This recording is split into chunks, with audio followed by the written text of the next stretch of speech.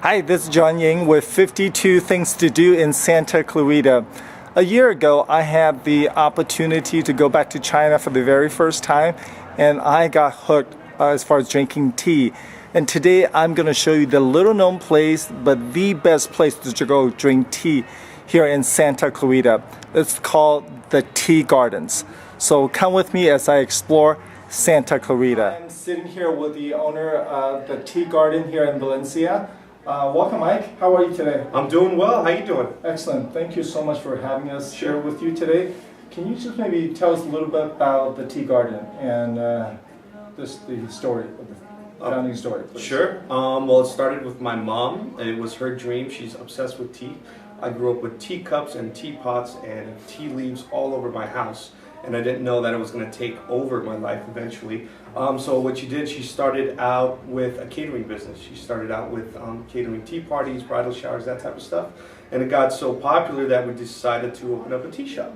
And it's her dream to open a dainty little tea shop for like women to come and enjoy and have a good time.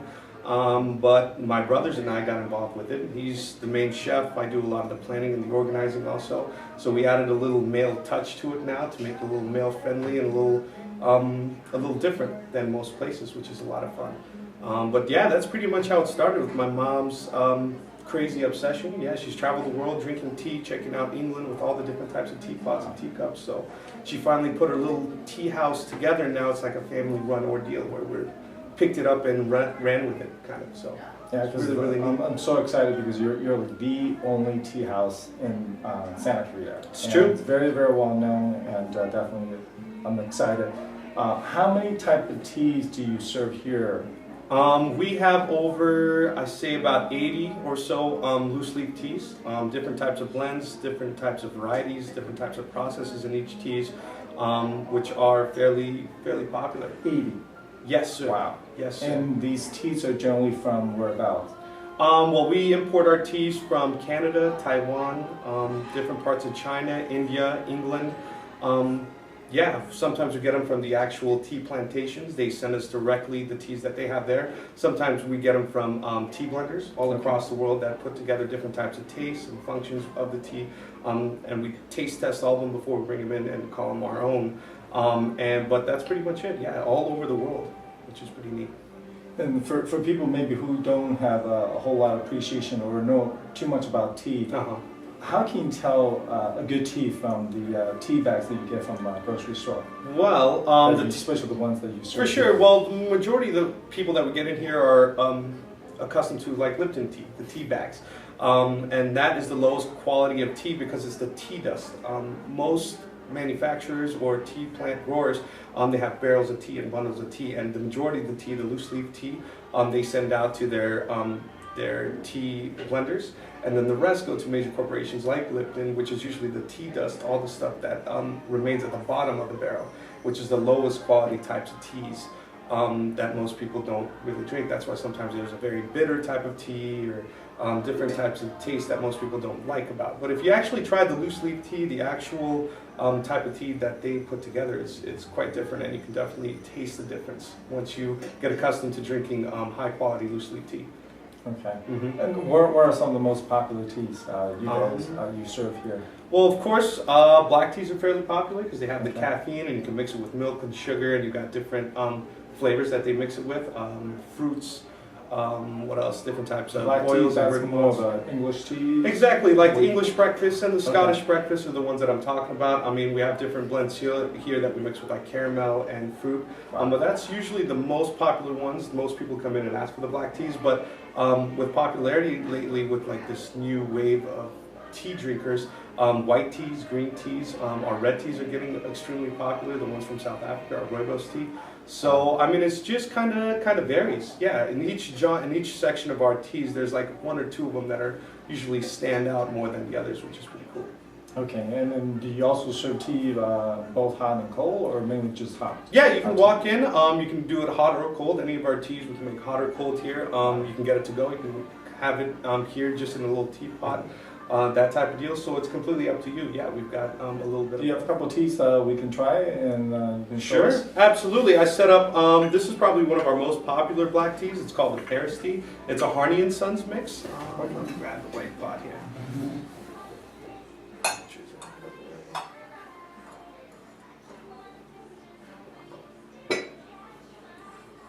There we go. This is actually a Harney and Sons secret recipe. It's a mixture of black tea. It's got a little bit of caramel in it and a mixture of fruits that they won't actually let us know what it is. It's one of our most popular. It goes great with like milk and sugar.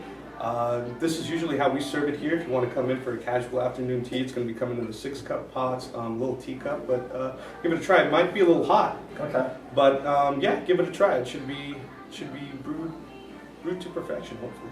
And what's the name of this tea again? This one is called the Paris tea. The Paris. It's a different mix. Most people are used to just like the plain black teas. They don't have a lot of teas with like different types of flavors. And this is kind of different because it brings in like the creamy fruit flavors, and then it's got that little bit of sweetness added by the caramel.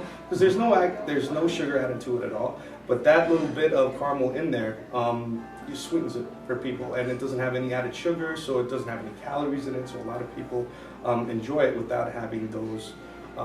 Those calories added into their intake that day, which is pretty neat. For sure. Anything else to show us, or? Just to the 3-tiered stands. We do a lot of our sandwiches and our finger sandwiches that come out like that. Okay. They're cut up in little triangles like that. It comes with a scone and 3 pieces of dessert. This is called the afternoon tea. Okay. Yeah, you get 6 finger sandwiches. Usually comes with like chicken curry, cucumber cream cheese, some of the more traditional types of finger sandwiches. All of our scones are baked here. Most of our bakery items are all made here too. Wow. Yeah, definitely. I heard a lot of good things about your scones. Well, so, thank you. Yeah, it took us about 6 months to put that recipe together. I had a lot of scones before we got to that specific type of recipe with my mom and brother trying different things back there. Yeah, a little too much sugar, too much salt, that type of stuff. So we got sick of scones at one point. But once we came together with this recipe, I mean, it's nice and moist.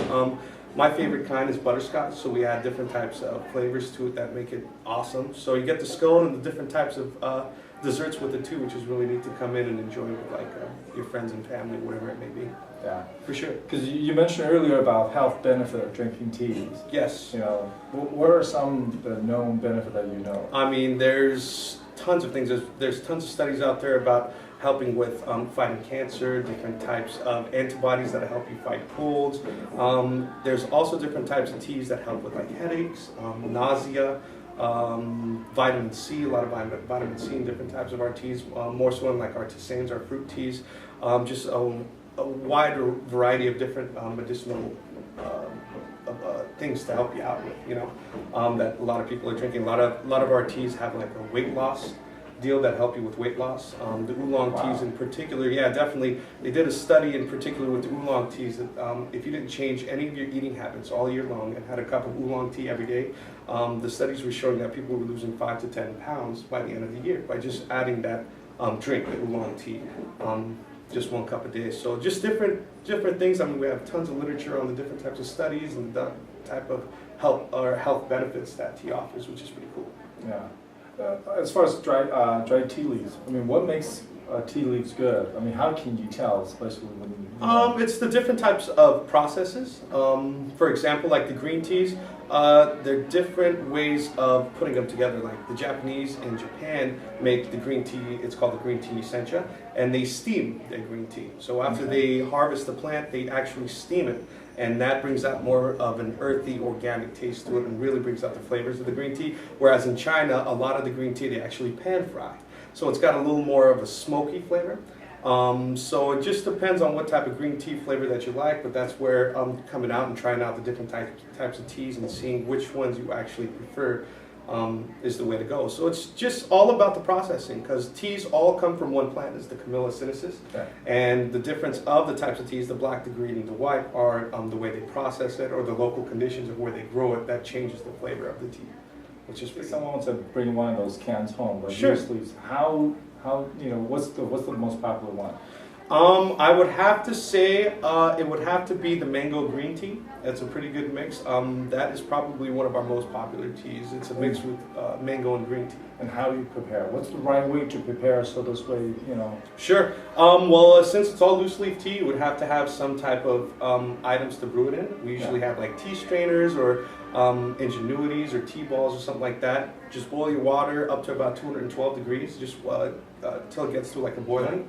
For example, like that green tea, the mango blossom green tea, it would take about 3 to 4 minutes for it to brew. And as soon as it's finished brewing, just take it out and enjoy. That's pretty much how it goes. It's easy as 1, 2, 3. It really is. So.